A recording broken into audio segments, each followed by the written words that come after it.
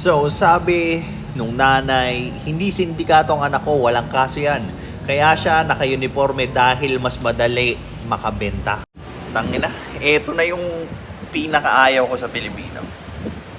They're going to twist. They're going to use emotions para sa sariling interest nila.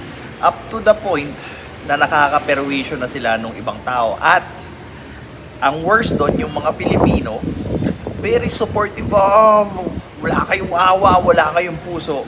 Pero look, 22 anyos nag-uniform ng pang high school para maawa yung mga tao doon sa sitwasyon at para mabili yung produkto nila na hindi sampagita kundi yung awa doon sa batang naka-uniforme na akala nila nagtatrabaho para makatulong sa pamilya. Tara, pag-usapan natin. This is Pinoy Extreme. Let's do this. This is Pinoy Extreme. So, ang huling statement ni SM Malls, tinanggal na nila yung security guard na ginagawa niya lang yung trabaho niya. You know why na-pressure ang SM Malls? Is that a lot of people sided quickly doon sa babae na nagbebenta ng sampagita. And they want justice doon sa ginawa na security guard. Malaman-laman pala, 22 anyos na yung nagsuot ng uniform at pinasuot lang ng magulang niya yung uniform na yun dahil nga mas madaling makabenta. And that's how, or perfect example ng isang inferiority complex. Kasi naging beneficial sa kanila yung magmukhang nakakaawa, magmukhang peke para lang makabenta ng sampagita.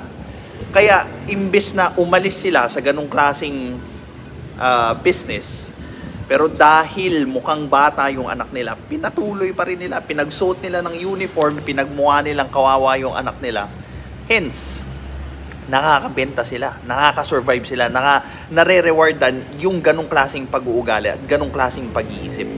Samantalang yung security guard na gumagawa lang ng tungkulin niya na panatilihing malinis yung tapat ng private establishment, di ba? Tanggal sa trabaho. So, yung gumagawa ng matino, gumagawa ng trabaho nila, sila yung napupuruhan dahil lang may mga Pilipino na, very shallow-minded, very quick to judge doon sa sitwasyon. Lalo na, umapabor kagad sila doon sa nakakaawa between doon sa sitwasyon. Hindi sa kung sino yung tama, hindi sa kung sino yung gumagawa ng tama, kundi doon sa nakakaawa.